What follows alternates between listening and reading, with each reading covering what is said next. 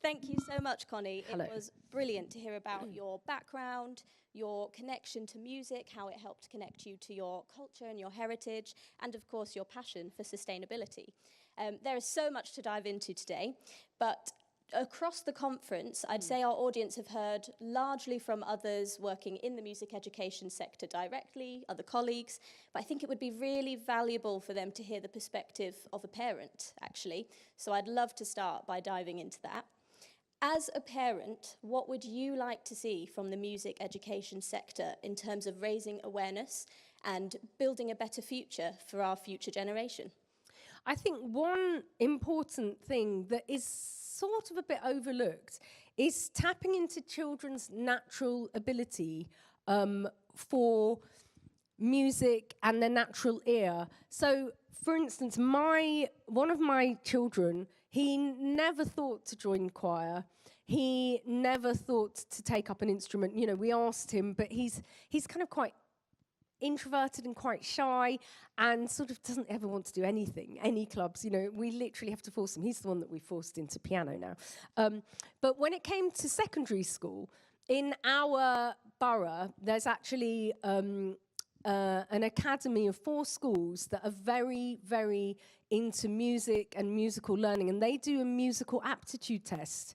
And so another trait of my son is he doesn't like to try things unless he knows that he won't look stupid, unless he's sort of a bit good at them. And so, for instance, you know, if we say like, oh, why don't you join football? Or, you know, he's not very coordinated either. So, you know, he doesn't even want to catch a ball, for instance. If you throw a ball at him, he will run away. You know, well, we've kind of got past that stage now. But he had to take a test which has nothing to do with being good at an instrument. It's nothing to do with you know, taking part in a choir. If you know of those musical aptitude tests, they're designed to check natural ability. I'm sure many of you know. So, for instance, distinguishing how many notes in a chord, or playing a little tune twice and changing one note and being able to say what note has changed and whether it's high or low. Little tests like that. And actually, because these schools are quite good schools, they're very competitive to get into. And we're out of catchment everywhere. So this was like our only hope to get him into the sort of school that isn't the one that no one wants to go to. So we submitted him for a music aptitude test. And out of over 100 people, and just to put it into perspective, when I was waiting to take him to the exam, there were people that had come from like sort of South London, like far away. We're in Ealing. I met a mother that had come from Fulham, for instance, whose child had been learning violin since they were 3 or whatever, and I was thinking, oh, I've got no chance. And he actually came 5th out of like 100 and whatever kids, and that got him into school, thank goodness. But it also built his confidence in thinking, actually, oh, you know, it sort of puffed up his feathers a bit. And I do think some children, when they're in a lesson and you're all singing, it's easy to sit back. It's easy in a lesson to not sort of be interactive. And so I do think, you know, sort of you can add fun games into it, which is secret music aptitude games, and then approach children, you know, to see whether maybe you might want to try this. It's about sort of building confidence. There's always kids that are already confident that will, you know, want to do it and that are exhibitionists. But I think, you know, there's a lot of unfulfilled potential that can be tapped into out there, and it's bringing it out of children and young people. Yeah, that's brilliant. And I think there's definitely something in that for our audience, because there must be so many ways out there to engage with children that outside of the classroom, you know, extracurricular projects, ways in which, you know, they might sit at the back of the classroom too scared to get involved. They might not engage with it in a classroom setting, but when you take them out of that setting, suddenly they've unlocked their creativity and their confidence. So I'd love to hear more about that, whether it's projects your children have got involved with, projects that are, you know, hubs and services in the audience could learn from. That would be great to hear about. Yeah, so Ealing Music Services are also really good at connecting different schools, and we are actually currently planning a concert which will be at the Royal Albert Hall next year, and that is sort of one of the big things in our calendar that we're looking forward to. So we've got a choir which will be of 1,400 children from across the borough, and Ealing Symphony Orchestra will be taking place, as will Ealing Youth Orchestra. And rehearsals are already underway in individual schools, but also that builds up that sort of, A, that feeling of belonging to something bigger, and B, representing, which can make children feel really proud, essentially. And so my other son, not the one that does piano that's interested, there's another son that I have, I've got two sons. So my youngest son, he has just recently joined choir, and I had been asking him for years and years, you know, do you want to join choir, and he didn't. But the thing that sort of made him want to join was the thought to take part in a big performance. There's another thing, O2's Young Voices, and so O2's Young Voices is with children from other schools out of borough as well, and it's sort of filmed, and they give you a video, and you take part with, you know, essentially the whole of the O2 singing. And it was that sort of really excited him to be sort of part of something bigger. And what's really lovely is that it sort of made him become friends with children that he would not have become friends with. He was very much in his little group before. So, you know, that is another really great thing, I think, that I would encourage performances of any kind. And while we're talking, actually, about sort of these big performances, outdoor performances are really exciting too, and feel really sort of fun in summer. Ealing always has a jazz festival. It's quite well known, Ealing Jazz Festival, but often people will, if they're not even going into the jazz festival, they'll set up picnics around the perimeter where you can still hear the music for free. And it means that you can take your children and they can sort of run around or whatever. But then there's lots of little kids that you see dancing and stuff, and it's really sweet, you know. And I do think there's something beautiful about music in the outdoors, which is another thing which can connect us to the environment as well. So, you know, I think thinking outside of the box of performances which are sort of maybe out of your comfort zone. There is so much we could unpack there. Thank you. That's brilliant. It's funny you mentioned Young Voices, actually. I feel like that's something that's been around for a while, because I did it when I was a child at primary school. And it was one of those things, I loved music in the classroom. It sort of started the spark. But having those opportunities outside of the classroom is what allowed that spark to grow, to be honest. And whilst that might be something that's been around for a while, I imagine lots of things have maybe changed since you studied music. So I wonder, as a parent, how have you noticed that things have changed with the opportunities for your children now? Yeah, so things have changed a lot. So when I was at school, we never got the opportunity. So at my children's primary school, you can take up an instrument and you can have lessons during school hours, and you can borrow the instrument. Not with all instruments, just particular instruments. And I remember at school, the only instrument, that I could do was, which I loved, actually, I'm not knocking it, and I can still remember how to play London Bridge and Peas Pudding Hot and many things on the recorder. And I really took pride in, I had a little sort of velvet square that I would clean it with, and a little stick that you put up with, you know, all of it. And I really took pride in my recorder. And, you know, it felt like I could play an instrument. It did feel very special then. But that was all there was. Now, schools and secondary schools in particular have so much advanced music capabilities from when I was at school. I remember our music hut. We had a music hut, and I don't know, the older people among you will be able to relate to this. It was one of those sort of porter cabin prefab classrooms that we used to have in the 70s and early 80s. Like, many of you are too young to know what I'm talking about. And I'm not even kidding. There was a hole in the roof where water would come in. That's just a bucket, and it was just really normal that this drip would go if it was raining in the bucket. And we would do music in this water cabin. And, you know, during my years on Blue Peter, it was 97 to 2008, which coincided with Tony Blair's tenure. But that Labour government in particular ploughed a lot of money into music facilities within schools. And I noticed while I was filming on Blue Peter, we'd go and film at schools, and suddenly, wow, this school's got a recording studio, this school's got a music studio, this school, you know, you can have the opportunity to electronically compose and mix, and I was quite astounded with the difference sort of between the music facilities when I was growing up, and obviously tech wasn't advanced when I was growing up, but just all the resources on offer compared to what we have now. So yeah, things have changed quite a bit since the drip and the bucket days.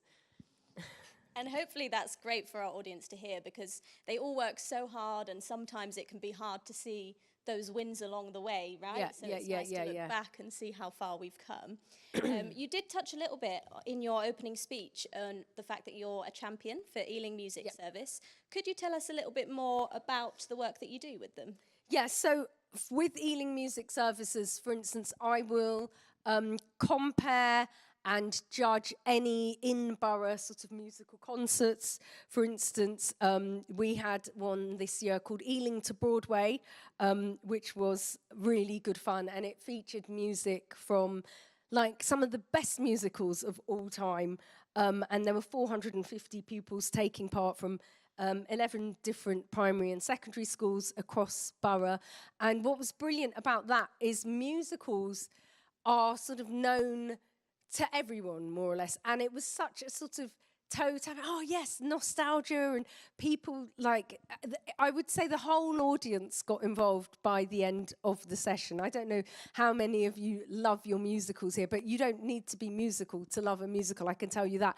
And so lots of parents, I feel, that aren't particularly musical or interested were really like enthused by that. And I would think things like that we do see an increase in uptake afterwards of interest in musical lessons and musical clubs and societies, because it's all about as well enthusing the parents to want to push their kids to do that. And the feeling you get as a proud parent when your child is up there is just brilliant. And yeah, I just think performances, and like I said before, but performances which are sort of extra school or inter school, are really great, because kids just meet new people, they feel special, and, in this sort of celebrity-obsessed culture, which is, not a good thing, music is actually a talent which is earned as opposed to just reality shows or whatever. So if they're up on the stage for that, it's really something to be proud of. Yeah, that's brilliant. And I wonder if there's something that our audience could learn from how Ealing Music Service do things, perhaps. Obviously, you're really passionate about sustainability as well. Yeah. Have you seen anything in the way they run their services, any sustainable choices they make that our audience could learn from? Yeah, so, I mean, obviously you had a whole session on it, but greening your finances is obviously a good thing to do. It's the key thing. But then, as with sort of all the things when it comes to do with sustainability, it's looking to make sure that when you have an investment into something, it's used for as long as possible and gets as much use as possible. So the idea of sort of sharing instruments, or maybe having an instrument library, or, Ealing subsidises hire rates for, and I'm sure lots of you do as well, for instrument hire, so that families that find it hard to purchase their own instruments, or where affordability is a factor. And let's face it, we all know that kids often will take something up and it's a flash in the pan, and then 2 months later they're on to the next thing.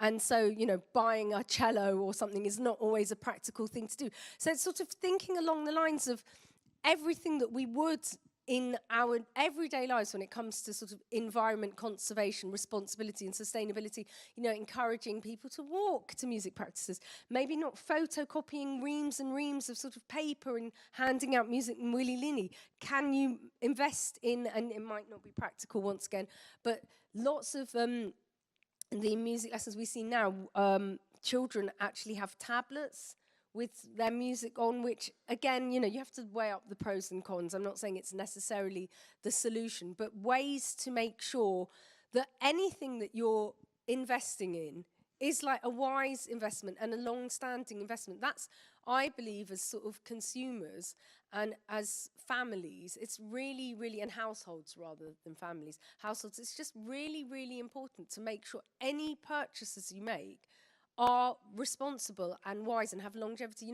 When I said that my parents came over from Bangladesh in the 1960s, what I was going to go on to say, and then I went off on a tangent, something that I do quite a lot, is that already growing up, wastage was something that in our house you didn't do. And sort of like if my mum was giving us food, she'd tell us to take less.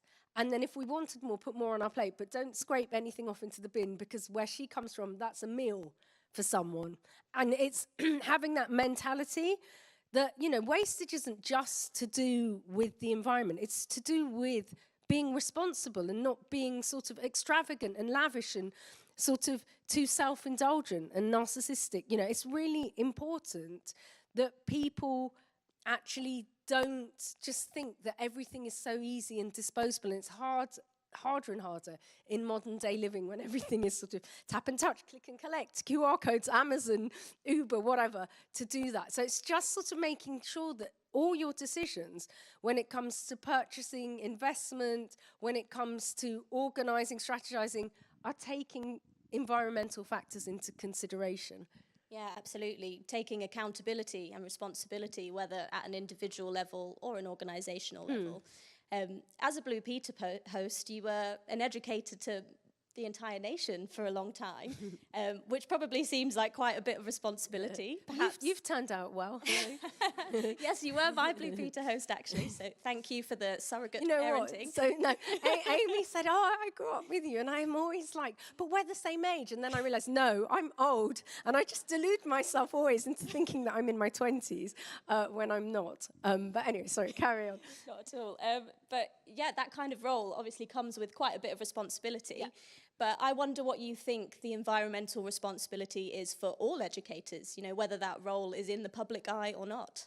Yeah, I think the environmental responsibility for all educators, like I said, is instilling the sort of thoughts and the mindsets and the morals that we want our young people to have tomorrow in these formative school-going ages. Because, like I said, the reason I remember how to still play Cheers on the piano is because it got in my brain before my brain became too crammed. At home, we will watch, binge watch some series of something on Netflix or whatever. And then by the time the next series comes out, I've watched 20 million other things, and I can't even remember the plot points or the characters or whatever. But yeah, I remember how to play Cheers on the piano. And that's the thing. So if you get in there young, and if, when you open a cupboard door, you automatically shut it, don't you? It's muscle memory.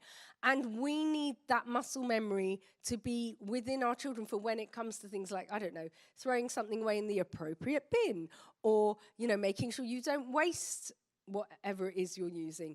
And that, if we can do that, then the future is bright. And no matter where the children grow, whether they're president of the United States of America or whether they are, working in a local shop or whatever, they will have altruistic mentality, an altruistic, empathetic mentality, which will want to help the environment, help other people, be responsible, and that's what we're sort of striving for, essentially. Yeah, that's brilliant. Thank you so much, Connie. We're getting loads of questions coming through, but there is one more thing I'd love to ask you about before we move on to audience questions. Now, we know you're passionate about both sustainability and EDI. You're an ambassador for the Prince's Trust, the British Asian Trust, Kew Gardens, and many more, but I'll be here all day if I list them all. I would love to know your thoughts on sort of the intersection between sustainability and EDI.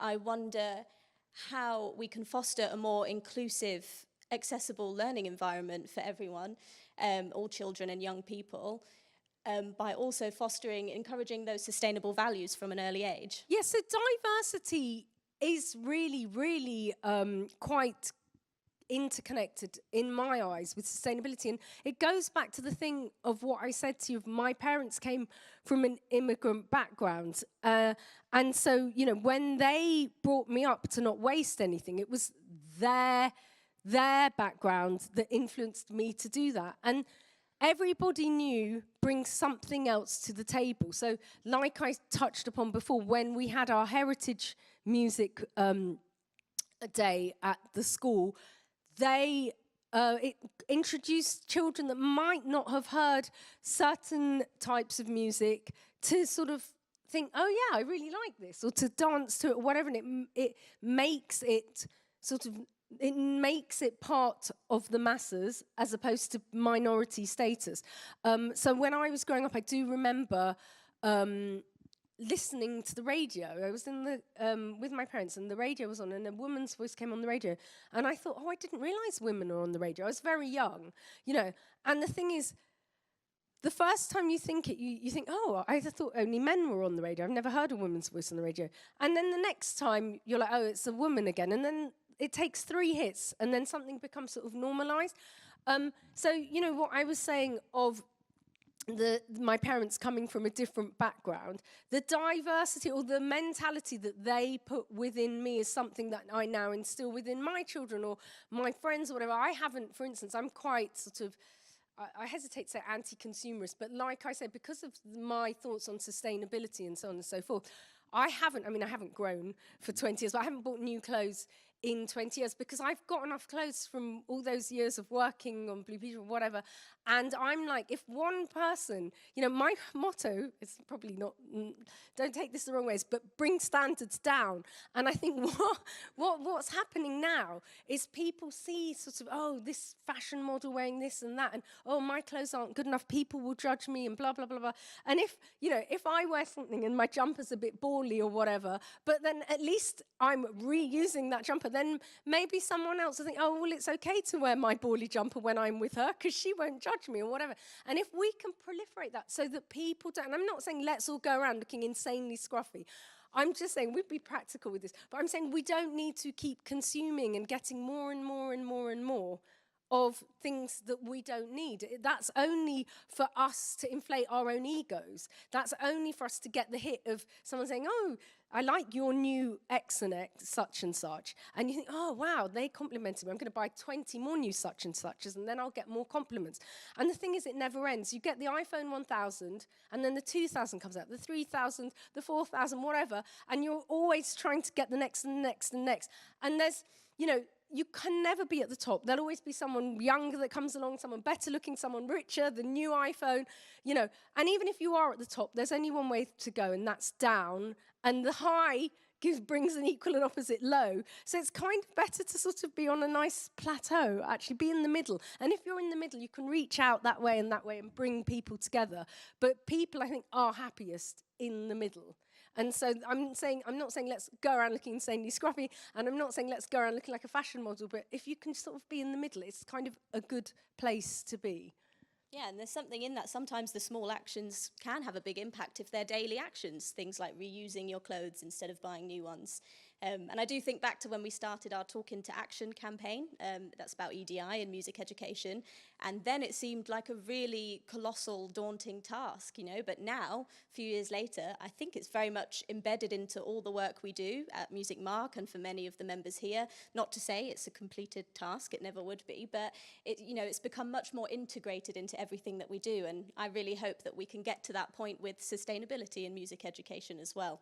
Absolutely, and it is really heartwarming because lots and like this conference with sustainability in music education, there are lots and lots of different careers and different sort of sectors of society that are also looking at sustainability to do with things that you wouldn't associate with sustainability, like, I don't know, sustainability within the banking sector, which I think of as the complete sort of other end of the spectrum when it comes to consumerism. But if everyone can start thinking about sustainability within their sectors, you know, like I said before, that mindsets proliferate as you show people this is what I'm doing. People take that on board, and if they think that's a good choice, that might be something that they start doing, and it grows and then becomes normality. So if sustainability can be at the forefront of everyone's thinking in all they do, you know, I actually went to see a friend. I'm going off on a tangent again, but it is relevant. I went to see a friend the other day with another friend of mine, and the first friend, shall I give them names? A, B, and C. A, B, and me. So A said, oh, I like your top to B, and B said, oh, this is 10 years old from blah, blah, blah, from wherever. And then I said, I can top trump that. This is 15 years old from blah, blah, blah, blah. And I thought there is a world in which people will want to top trump with things that are more eco as opposed to, oh, this is Prada and this is Gucci, whatever. Or, you know, you could imagine even maybe one day there'll be a Sunday, instead of the Sunday Times rich list, the Sunday Times give back list, where billionaires compete to be the one leaving more to charity, because they'll still get the inflated ego from being at the top of the list, but at least they'll be doing something good. You know, I'm not saying that will ever happen, but, you know, it would be nice to think that we can, you know, sort of get to a better place. Yeah, thank you so much, Connie. I could ask you questions all day, but I think it's only fair we get some of the audience questions in before we finish. Someone has said, oh, and it disappeared. Oh dear. See, there's nothing like pen and paper as opposed to tech. No, I'm joking. Some background music would be really good right now. I could sing. No, I won't do that. Don't worry. I've got a sore throat, so We're back. Okay. Someone has said, I love what you said about musical investment in a child being a sustainable investment. What tips would you give for building advocacy with decision makers where they are facing external pressures? Yeah, that is a tough one. External pressures can often be things to do with, for instance, saving money. External pressures can be things to do with making sure that you're fulfilling within a certain remit. External pressures often come from above, and actually I always find that actually being sustainable, you know, it is about sort of saving money, and it is about actually being really responsible. So often the two come hand in hand, actually. You know, if you are encouraging a child, if, for instance, say in my family, where, you know, I've got my son playing the piano, and he does his music lessons every weekend. You know, I always think of that as, now he's doing that, you know, he'll be doing his piano practice, or he'll be sitting, you know, it's not just the time he's in the lesson. It actually means that he's thinking about music and doing his homework or his practice out of the lesson. I always think of that, that's time he's not watching unboxing videos on YouTube or whatever, you know. So I do think that often the constraints can actually pay off dividends. Does that make sense? Yeah, absolutely. Okay. Make the most change sometimes when you say it's making a financial difference, right? Yeah. Link it all together. We've got so many brilliant questions, but I really like this one as well. I'm interested in your comments on understanding your own musical heritage. How do you think we can get children and young people to understand their own heritage while they are young? Yeah, so I think often music lessons or music societies and clubs and extracurricular music activities, they often are just to do with, say, the instruments that you have at in the club, because obviously you have finite resources. So at school, I don't know, I remember growing up, often I'd be playing the triangle or the tambourine, or because I wasn't one of the kids that could actually play another instrument. And so you often end up just playing music with what's there. And there could be more emphasis put on, like, okay, kids, go home and maybe research the type of music that's from your background. Often my kids come home from primary school, and actually my eldest did come home from secondary school, where he had to do a piece of homework where he's researching something about his own heritage. We could put that into music lessons, and then children could all share what they found, and that will broaden children's musical knowledge of global music and world music and different instruments and different influences. And, you know, it often takes something little to ignite a passion or trigger an interest in a child. You know, one thing that I always noticed on Blue Peter is sometimes, like, you would get a child that had done something. For instance, we had a child that was the local ballroom dancing champion for their region. They came back on the show, and then they were representing the UK. And then years later, I met them because they're a professional dancer on Strictly. And similarly, we had Lewis Hamilton as a go-kart racer on the show, you know, before he got into Formula One racing or whatever. But sometimes it can be something very small. I interviewed this guy who designed the Queen Mary 2, which is the biggest passenger liner cruise ship that exists in the world today, and it's huge. It's got 5 swimming pools on board. It's got a planetarium. It's absolutely vast. I did filming on board this, and I asked him, you know, what made you, how did you get to where you are designing the ship? And he said that he saw, actually, when he was growing up on TV as a small child, he saw the sinking of the QM1, this is a bit of a weird story, on telly, and then he decided then and there as a child that he was going to design an even bigger and better ship, and he ended up designing the QM2. I mean, that is extreme, but igniting passions when kids are young, like I say, anything that gets to their core, especially between the ages of 0 to 7, you can take that with you through life. And like I said about Blur, with the sitar and so on, different influences, especially now that we can make music on computers and we can mix and synthesize, you know, it gets a lot easier in a way to be able to put different influences or samples or different global world music into a piece of music if you're into composing. Thanks, Konnie. I'm sure everyone's furiously scribbling down notes. There's so much to take away, but let's finish with one practical thing that everyone can take away and implement. If you could choose one thing that any school, or I suppose organisation, could do that could help encourage sustainability in school music, what would that be? You know what?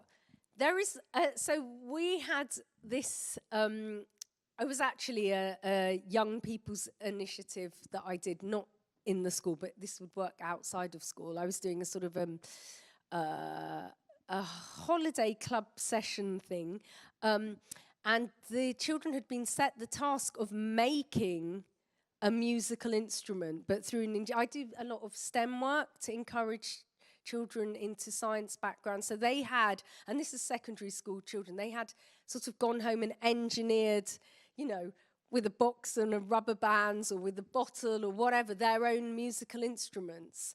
And then, with all these children, we tried to make a piece. Obviously, there was more musical contributors than myself. We had actually proper musical geniuses in the room. But we made a piece of music using all these weird and wonderful instruments that the young people had come up with. And actually, it was pretty good. It was, you know, it actually sounded like some form of tune, but it was really fun doing it, and it was really creative, and it was a sort of form of cadenza in that people were seeing what they could add to the mix. So, yeah, that's not a bad one to try. You might need one instrument, like a piano in the background to help you, but you might not, depending on the level of what you get back from your young people, and depending on how old they are. Brilliant. Well, hopefully everyone's going to go away and get a bit more creative with music in the classroom. Thank you so much, Konnie. That was brilliant. I could talk to you all day, but I'm sure you've got a train to catch to get back as well. So thank you so much. Thank you so much.